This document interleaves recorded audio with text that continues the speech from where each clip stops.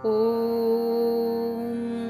अथ देवी माहात्म्यम्। ॐ श्रीदुर्गायै नमः। अथ प्रथमोऽध्यायः। विनियोगः।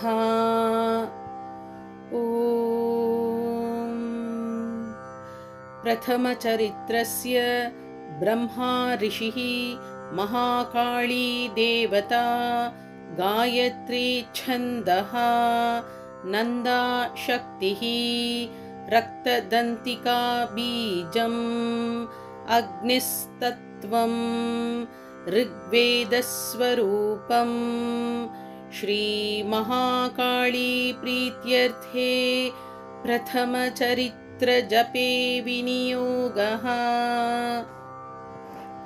ध्यानम्। ॐ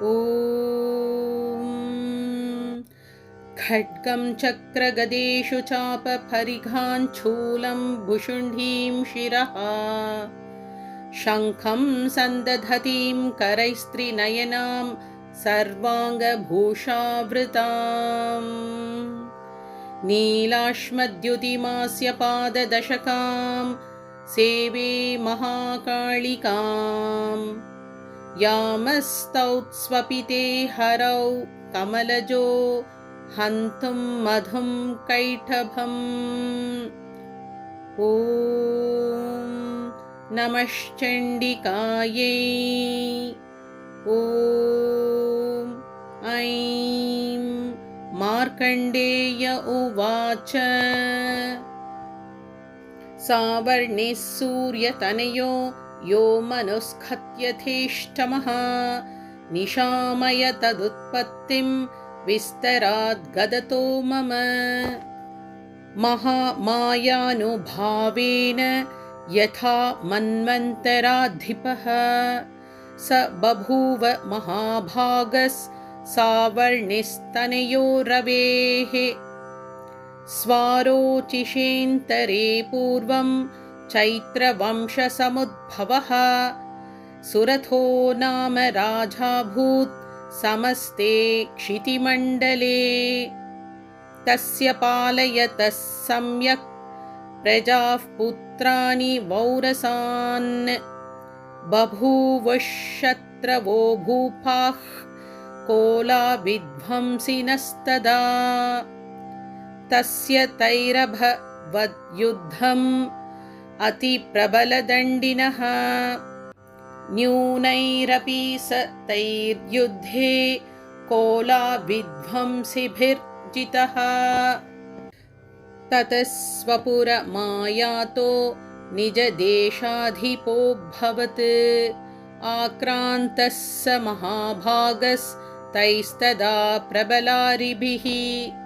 अमात्यैर्बलिभिर्दुष्टैर्दुर्बलस्य दुरात्मभिः, कोशो बलं चापहृतं तत्रापि स्वपुरे ततः। ततो मृगया व्याजेन हृतस्वाम्यः स भूपतिः, एकाकी हयमारुह्य जगाम गहनं वनम्।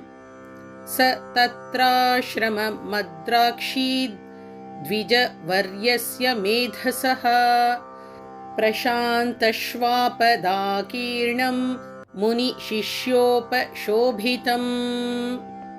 तस्थौ कञ्चित् सकलाञ्च मुनिना तेन सत्कृतः, इतश्चेतश्च विचरंस्तस्मिन् मुनिवराश्रमे। सोचिन्तयत्तदा तत्र ममत्वाकृष्टचेतनः, मत्पूर्वैः पालितं पूर्वं मया हीनं पुरं हि तत्। मद्भृत्यैस्तैरसद्वृत्यैर्धर्मतः पाल्यते न वा, न जाने स प्रधानो मे शूरहस्ती सदा मदः। मम वैरिवशं यात्तः कान् भोगानुपलप्स्यते, ये ममानुगता नित्यं प्रसादधनभोजनैः अनुवृत्तिं ध्रुवं तेद्य कुर्वन्त्यन्यमहीभृताम् असम्यग्व्ययशीलैस्तैः कुर्वद्भिः सततं व्ययम् सञ्चितः सोऽति दुःखेन क्षयन् कोशो गमिष्यति एतच्चान्य च सततं चिन्तयामास पार्थिवः तत्र विप्राश्रमाभ्यासे वैश्यमेकं ददर्श सः स पृष्टस्तेन कस्त्वं भो हेतुश्चागमनेऽत्र कः सशोक इव कस्मात् त्वं दुर्मना इव लक्ष्यसे इत्याकर्ण्य वचस्तस्य भूपतेः प्रणयोदितम् प्रत्युवाच सतं वैश्यः प्रश्रयावनतो नृपम् वैश्य उवाच समाधिर्नाम वैश्योऽहम् उत्पन्नो धनिनां कुले पुत्रदारैर्निरस्तश्च धनलोभाद साधुभिः विहीनश्च धनैर्दारैः पुत्रैरादाय मे धनम् वनमभ्यागतो दुःखी निरस्तश्चाप्तबन्धुभिः सोऽहन्न वेद्मि पुत्राणां कुशलात्मिकाम्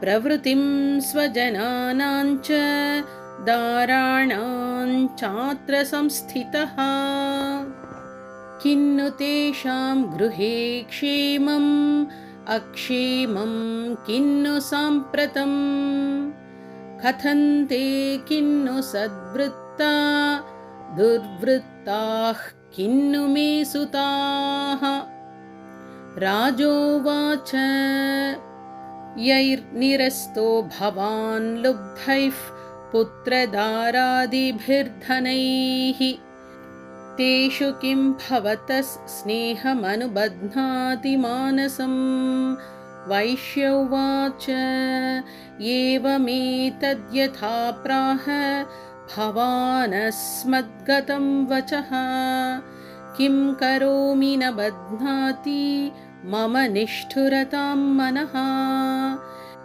यैः सन्त्यज्य पितृस्नेहं धनलुब्धैर्निराकृतः पतिस्वजनहार्दञ्च हार्दितेष्वेव मे मनः किमेतन्नाभिजानामि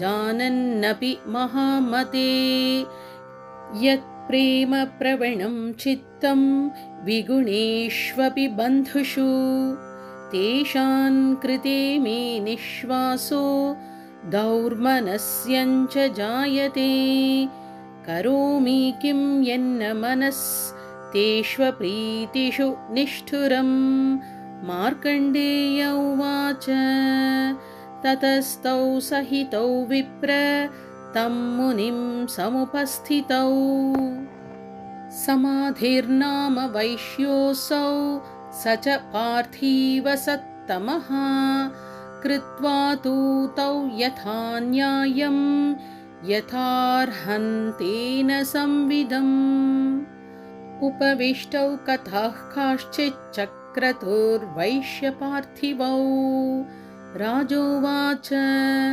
भगवंस्त्वामहं प्रष्टुम् इच्छाम्येकं वदस्व तत् दुःखाय यन्मे मनसः स्वच्चिताया ततां विना मम त्वं गतराज्यस्य राज्याङ्गेष्वखिलेष्वपि जानतोऽपि यथाज्ञस्य किमेतन्मुनिसत्तम अयं च निकृतः पुत्रैर्दारैर्भृत्यैस्तथोज्झितः स्वजनेन च सन्त्यक्तस्तेषु हार्दि तथाप्यति एवमेष तथाहं च वावप्यत्यन्तदुःखितौ दृष्टदोषेऽपि विषये ममत्वाकृष्टमानसौ तत्किमेतन्महाभाग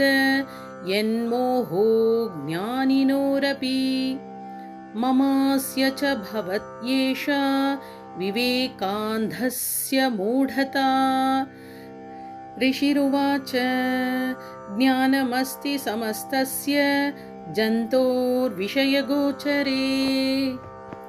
विषयश्च महाभाग याति चैवं पृथक् पृथक् दिवान्धाः प्राणिनः केचिद्रात्रा बन्धास्तथा परे केचिद्दिवा तथा रात्रौ प्राणिनस्तुल्यदृष्टयः ज्ञानिनो मनुजाः सत्यं किन्तु ते न हि केवलम् यतो हि ज्ञानिनः सर्वे पशुपक्षिमृगादयः ज्ञानञ्च तन्मनुष्याणां यत्तेषां मृगपक्षिणाम् मनुष्याणां च यत्तेषां तुल्यमन्यतथोभयोः ज्ञानीऽपि सति पश्यैतान् पतङ्गाच्छावचञ्चुषु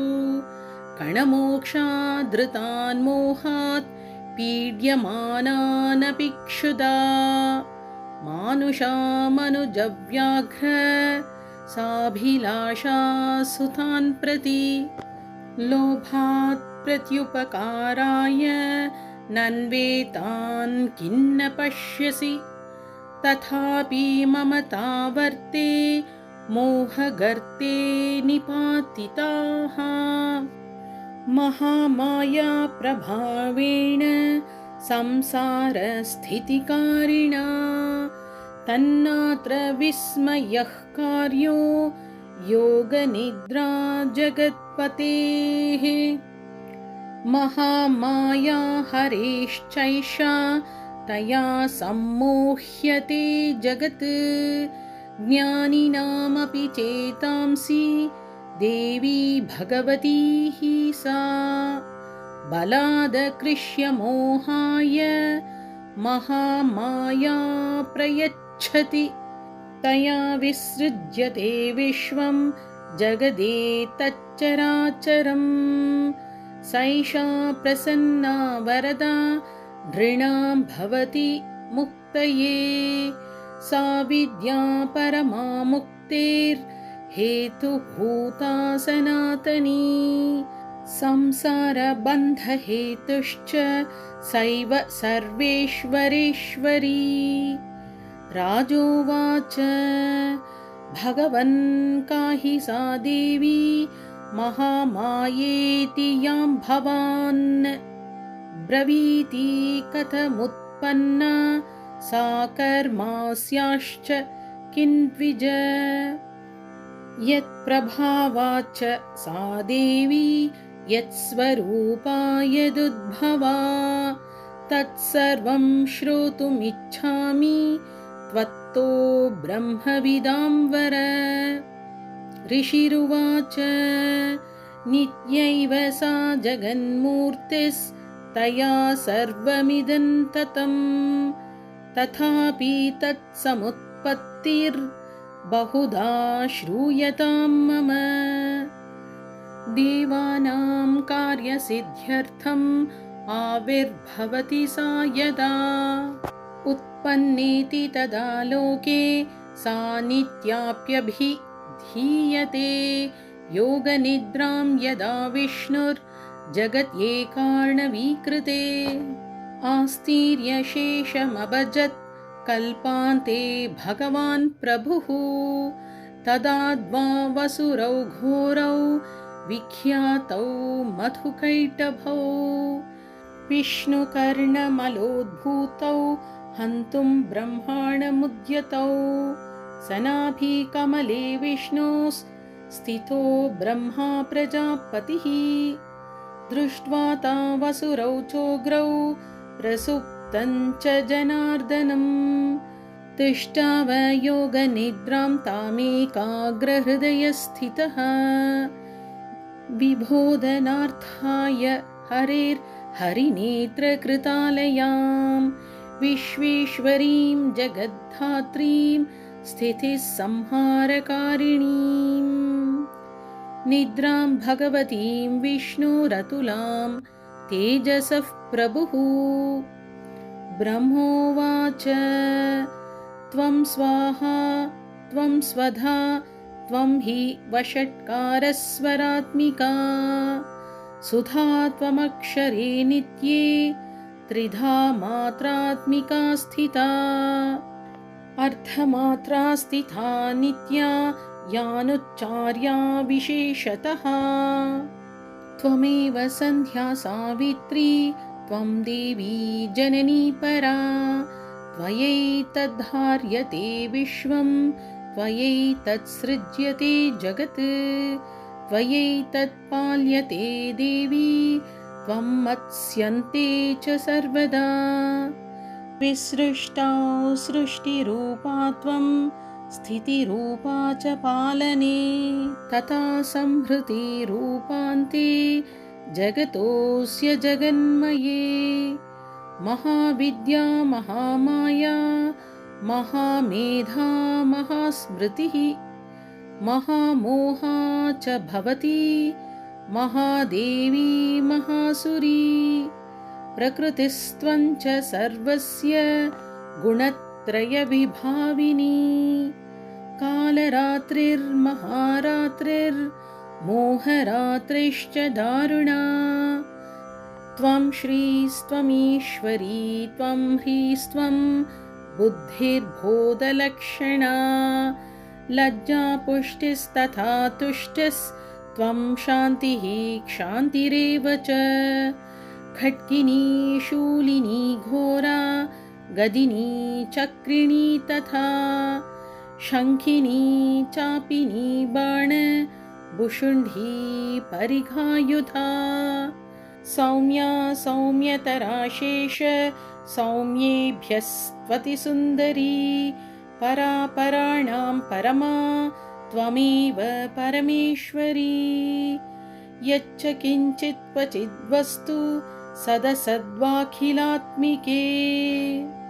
तस्य सर्वस्य या शक्तिः सा त्वं किं स्तूयसे तदा यया त्वया जगत्स्रष्टा जगत्पात्यत्ति यो जगत् सोऽपि निद्रावशं नीतः कस्त्वां स्तोतुमिहेश्वरः विष्णुः शरीरग्रहणमहमीशान एव च कारितास्ति यतोऽतस्त्वां कस्तोतुं शक्तिमान् भवेत् सा त्वमित्थं प्रभावैस्वैरुदारैर्देवि संस्तुता मोहयैतौ दुराधर्षा वसुरौ मधुकैटभौ प्रबोधं च जगत्स्वामी नीयतामच्युतो लघु बोधश्च क्रियतामस्य हन्तुमेतौ महासुरौ ऋषिरुवाच एवं स्तुता तदा देवी तामसी तत्र वेधसा विष्णोः प्रबोधनार्थाय निहन्तुं मधुकैटभौ नेत्रास्य नासिका बाहुहृदयेभ्यस्तथो रसः निर्गम्य दर्शने तस्थौ ब्रह्मणो व्यक्तजन्मनः उत्तस्थौ च जगन्नाथस्तया मुक्तो जनार्दनः ये कार्णवे हि शयना ततः स ददृशे च तौ मधुकैटभौ दुरात्मानावतिवीर्यपराक्रमौ क्रोधरक्ते क्षणा वक्तुं ब्रह्माणं जनितोद्यमौ समुत्थाय ततस्ताभ्यां युयुधे भगवान् हरिः पञ्चवर्षसहस्राणि बाहुप्रहरणो विभुः तावप्यतिबलोन्मत्तौ महामाया विमोहितौ उत्तवन्तौ वरोस्मत्तो व्रियतामिति केशवम्। श्रीभगवानुवाच भवेतामद्य मे तुष्टौ मम वद्याभुभावपि किमन्येन वरेणात्र एतावद्धि मम। ऋषिरुवाच वञ्चिताभ्यामिति तदा सर्वमापोमयन् जगत् विलोक्यताभ्यां गदितो भगवान् कमलेक्षणः आवाञ्जहि न यत्रोर्वी सलिलेन परिप्लुता। ऋषिरुवाच तथेत्युक्त्वा भगवता शङ्खचक्रगदाभृता कृत्वा चक्रेण वैच्छिन्ने झगने शिरसि तयोः। एवमेषा समुत्पन्ना ब्रह्मणा संस्तुता स्वयं प्रभावमस्या देव्यास्तु भूयः शृणु वदामि ते। ऐं ॐ इति श्रीमार्कण्डेयपुराणे सावर्णिके मन्वन्तरे देवी माहात्म्ये मधुकैटभवदो नाम प्रथमोऽध्यायः।